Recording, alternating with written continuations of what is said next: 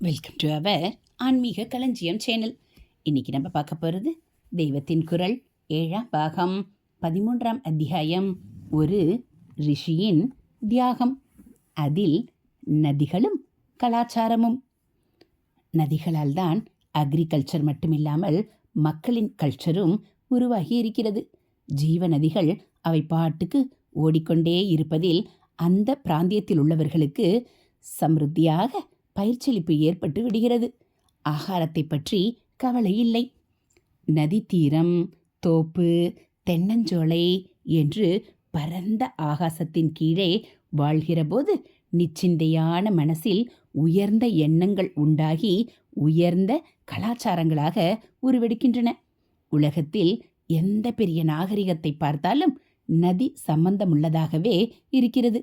பழைய காலத்தில் இப்போது போல ஷிப்பிலும் குட்ஸிலும் தானியங்களை வரவழைத்து கொள்ள முடியாமல் இருந்ததால் நதி பிரதேசங்களில் இருந்தவர்கள் தவிர மற்றவற்றில் இருந்தவர்களுக்கு அன்ன விசாரம் அதுவே விசாரம் என்றாகி அப்படிப்பட்டவர்கள் கலாச்சாரத்தில் அபிவிருத்தி அடைய முடியாமலே இருந்திருக்கிறது. எகிப்தில் இருந்த புராதனமான பெரிய கலாச்சாரத்துக்கு நைல் நதி நாகரிகம் என்றே பெயர் சொல்கிறார்கள். மெசபடோமியாவில் இருந்த நாகரிகத்திற்கு யூஃப்ரடீஸ், டைக்ரீஸ் என்ற நதிகளை வைத்தே பெயர் வைத்திருக்கிறது. ரோம சாம்ராஜ்யத்தின் கலாச்சாரத்துக்கு அங்கே ஓடும் டைபரை பிணைத்து பெயர் கொடுத்திருக்கிறது. எத்தனையோ பெரிசான சீனாவிலும் ஆதி கலாச்சாரம் எது என்று பார்த்தால் அது யாங்ஸி கியாங் நதியை ஒட்டி எழுந்ததாகவே இருக்கும். நம் தேசத்திலும் சிந்து நதி நாகரிகம், கங்கை நதி நாகரிகம் என்றெல்லாம் ஆறுகளை வைத்தே உயர்ந்த கலாச்சாரம் உண்டாகி இருப்பதை காட்டுகிறார்கள். ரிவர் வேலி சிவிலைசேஷன் என்றே பொதுவில் சொல்கிறார்கள். அப்படி இந்த தமிழ் தேசத்தில் சோழ நாட்டுக்கு என்று ஏற்பட்டிருக்கிற அழாதியான ரிஃபைன்ட் கல்ச்சருக்கு காரணமானவள் காவேரி. ஹரஹர சங்கர, ஜெய ஜெய சங்கர. அடுத்து காவேரி தொடர்புள்ள 3 ரிஷிகள். 3ஆமவர் ஏரண்டகர். காவேரியோடு சம்பந்தப்பட்டவர்களாக 3 ரிஷிகள் இருக்கிறார்கள். முதலாவதாக அவளுடைய பிதாவான கவேர மகரிஷி. அவர் ராஜரிஷி. கவேர புத்திரி என்பதால் தான் அவளுக்கு காவேரி என்றே பெயர். காவேரி என்பதை தமிழில் காவிரி என்கிறார்கள். காக்காய் விரித்ததால் காவிரி, பாயுமிடமெல்லாம் கா என்னும் சோலைகளை விரித்து கொண்டே போவதால் காவிரி என்றெல்லாம் விளக்கம் சொல்கிறார்கள். பிதா கவேரர் அவளை வீட்டை விட்டு வெளிவராமல் கன்னியாக தர்மப்படி காப்பாற்றி வந்தார். அடுத்த ரிஷி அகஸ்திய மகரிஷி. இவர் காவேரியை கல்யாணம் பண்ணிக்கொண்டு படித்தாண்டா பத்தினி என்பதற்கு ஒரு படி மேலாக அவளை தம்முடைய கமண்டலுவை விட்டு வெளியே வர முடியாதபடி பிரேமையினால் அடைத்து வைத்திருந்தார். ஆனால் இவள் கொடகு, கன்னட தேசம், தமிழ் தேசம் 3 ஜனங்களுக்கும் தாயாக அவர்களுடைய உடம்புக்கும் உள்ளத்துக்கும் தன் தீர்த்தத்தையே சீரமாக ஊட்ட வேண்டும் என்பதுதான் ஈஸ்வர சங்கல்பம். அந்த சங்கல்பம் காரியமாகணும் என்றுதான் பிள்ளையார் வந்து கமண்டலுவை தட்டிவிட்டார். அப்படியும் அவள் ஏதோ சின்ன நதியாக ஓடி முடிந்து போன போதுதான் சோழராஜா அவளை வழி திருப்பிவிட்டு கொடகிலிருந்து கர்நாடகம், அப்புறம் தமிழ்நாட்டில் முதலில் கொங்கு நாடு, கோயம்புத்தூர், சேலம், அப்புறம் சோனாடு, திருச்சி, தஞ்சாவூர் என்று பாய வைத்தார். தஞ்சை ஜில்லாவுக்கு அவள் வந்த பின்னும் ஒரு கட்டத்தில் அவள் முடிந்து போகாமல் அவளை விஸ்தரித்துவிட வேண்டியிருந்தது. அப்படி விஸ்தாரமாக ஓட பண்ணினவர்தான் 3வது ரிஷி. அவர்தான் ஏரண்டகர். முதல் 2 ரிஷிகள் ஒரு சாதாரண பெண்ணுக்கான தர்மப்படி கட்டுப்பாட்டில் வைத்திருந்த காவேரியை இவர்தான் தெய்வத்தன்மை பொருந்தின மாதா என்று புரிந்து கொண்டு அவள் அனுகிரகம் இன்னும் பல ஊர்களுக்கு கிடைக்கும்படியாக நீட்டிவிட்டார். அகஸ்தியரிடமிருந்து சோழராஜா வரம் பெற்று காவேரியை நம் சீமைக்கு கொண்டு வந்ததை மணிமேகலையில் சொல்லி இருக்கிறது. அந்த ராஜாவின் பேர் காந்தமன் என்று அதில் வருகிறது. செங்கதிர் செல்வன் திருக்குளம் விளக்கும் கஞ்ச வேட்கையில் காந்தமன் வேண்ட அமர முனிவன் அகத்தியன் தனாது கரகம் கவிழ்த்த காவிரி பாவை செங்குணக் கொழுகிய சம்பாபதி அயல் பொங்குநீர் பரப்போடு பொருந்தி தோன்ற. சம்பாபதி என்பதுதான் காவேரி பூம்பட்டினம். காவேரி அங்கேதான் சமுத்திரராஜனோடு சங்கமிக்கிறது என்று எல்லோருக்கும் தெரியும். அதனாலேயே அதற்கு அப்படி காவேரி பூம்பட்டினம் என்று பெயர்.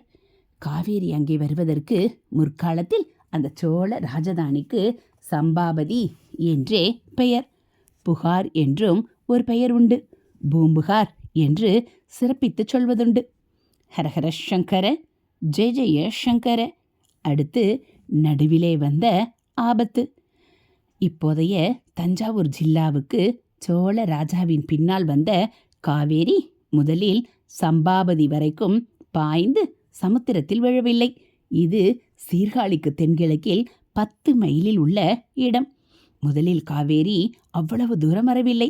கும்பகோணத்துக்கு கிட்டத்தில் கோட்டையூர் என்று இருப்பதாக சொன்னேனே, அதற்கும் இன்னும் கொஞ்சம் தள்ளி, அதாவது கும்பகோணத்திலிருந்து 4 மைல் மேற்கே உள்ள ஒரு இடத்தோடு காவேரி முடிந்து விட்டது. சாதாரணமாக ஒரு நதி என்றால் அது சமுத்திரத்தில் விழுந்துதான் முடியும், அல்லது வேறே ஒரு மகாநதியில் கலந்துவிடும். யமுனை கங்கையில் கலக்கிறார் போல. கும்பகோணத்துக்கு மேற்கே சமுத்திரமோ வேறே நதியோ ஏது? பின்னே காவேரி என்ன ஆச்சு என்றால், அந்த இடத்தில் பெரிசாக ஒரு பிழம் இருந்தது. அதாவது பூமிக்கடியில் குகை மாதிரி, டன்னல் மாதிரி. அது பாட்டுக்கு பெரிசாக ஒரு பள்ளம் போய்கொண்டே இருந்தது. அந்த பள்ளம் அழகாக பிரதட்சண ரீதியில் கழித்து வெட்டினது போல பூமியை குடைந்து கொண்டு போயிருந்தது. இந்த பள்ளத்தின் பக்கம் காவேரி வந்ததோ இல்லையோ, அப்படியே அந்த பிரதட்சிணை குடைசலில் வளம் வருகிறது போல கழித்து கொண்டு உள்ளே ஓடி அகாதமான பிளத்துக்குள் மறைந்தே போய்விட்டது. அதனால் அந்த ஊருக்கே திருவலஞ்சுழி என்று பேர் ஏற்பட்டு விட்டது. சோழ சீமையிலே இன்னும் 40-50 மைல் காவேரி ஓடி வளம் உண்டாக்கிவிட்டு சமுத்திரத்தில் விழும் என்று நினைத்தால் இப்படி நடுப்பரவே மறைந்து போய்விட்டதே என்று ராஜாவுக்கு துக்கமாக வந்தது. இதிலே இன்னொரு சமாச்சாரம் என்னவென்றால், இந்த மாதிரி திடுதிடுப்பென்று ஒரு நதி பள்ளத்தில் விழுந்து மறைந்து போகாமல் சம பூமியிலேயே கொஞ்சம் வித்தியாசமாயுள்ள ஏற்ற இறக்கங்களை அனுசரித்து ஓடி இயற்கையாக சமுத்திரத்திலே விழும்போதுதான் கடைசியில் சங்கமிக்கின்ற இடத்துக்கு கொஞ்சம் முன்னாலிருந்து ஆரம்பித்து அதுவரைக்கும் 6 அடித்து கொண்டு வந்திருக்கும் பூசாரமெல்லாம் அதை சுற்றி பரவி டெல்டா என்று ஃபார்ம் ஆகி ரொம்பவும் வளப்பமான பகுதி உண்டாகும். இப்படி இல்லாமல் சாரமெல்லாம் வீணாகி பள்ளத்துக்குள் போகிறதே என்று ராஜாவுக்கு வியசனமாய் போய்விட்டது. நெய்வேலியில் லிக்னைட் எடுப்பதற்கு தோன்றிய போது முதலில் பூமிக்கடியிலிருந்து எத்தனையோ கோடி காலன் ஜலம் பம்ப் பண்ண வேண்டி இருந்ததை பார்த்தோம் இல்லையா? சில கோல் மைன்களில், நிலக்கரி சுரங்கங்களில் பூமிக்கடியிலிருந்து ஜலம் குபீரென்று வெள்ளமாக வந்து பொருட்சேதம், உயிர் சேதம் உண்டாக்குவதாகவும் அவ்வப்போது நியூஸ் பார்க்கிறோம். இதற்கான பல காரணங்களில் ஒன்று, இம்மாதிரி இடங்களில் பூர்வத்திலே ஏதாவது ஆறு பூமிக்குள்ளே போய் புகுந்து கொண்டிருப்பதாகும். மேலே பூமி மட்டத்திலே ஆறே இல்லாமல் வற்றி போயும் கூட அடியிலே மட்டும் ஆதியில் தேங்கின ஜலம் அப்படியே இருப்பதுண்டு. அப்புறம் அந்த பிரதேசத்தில் எதற்காகவாவது வெட்டி கொத்தி தோண்டும்போது அது பொங்கி வந்து பெரிய உத்பாதத்தை ஏற்படுத்துகிறது.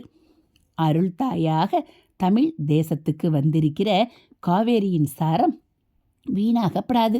பிற்காலத்தில் அவள் உத்பாத ஹேதுவாகி கஷ்டத்தை தருபவளாக ஆகிவிடக்கூடாது. இதற்கு என்ன செய்யலாம்?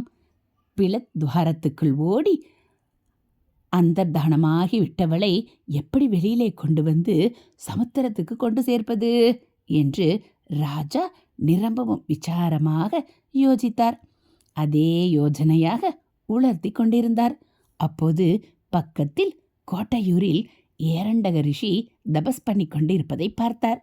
அவருக்கு சாஷ்டாங்கமாக நமஸ்காரம் செய்து பிழத்துக்குள் போய்விட்ட காவேரி வெளியிலே வருவதற்கு அவர் அனுகிரகம் செய்ய வேண்டும், உபாயம் சொல்ல வேண்டும் என்று பிரார்த்தனை பண்ணினார்.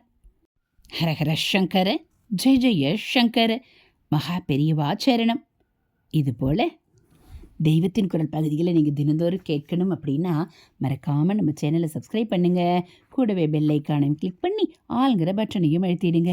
அப்போ நம்ம போடக்கூடிய தெய்வத்தின் குரல் பகுதிகள் உங்களுக்கு உடனே நோட்டிஃபிகேஷனாக வந்துடும்.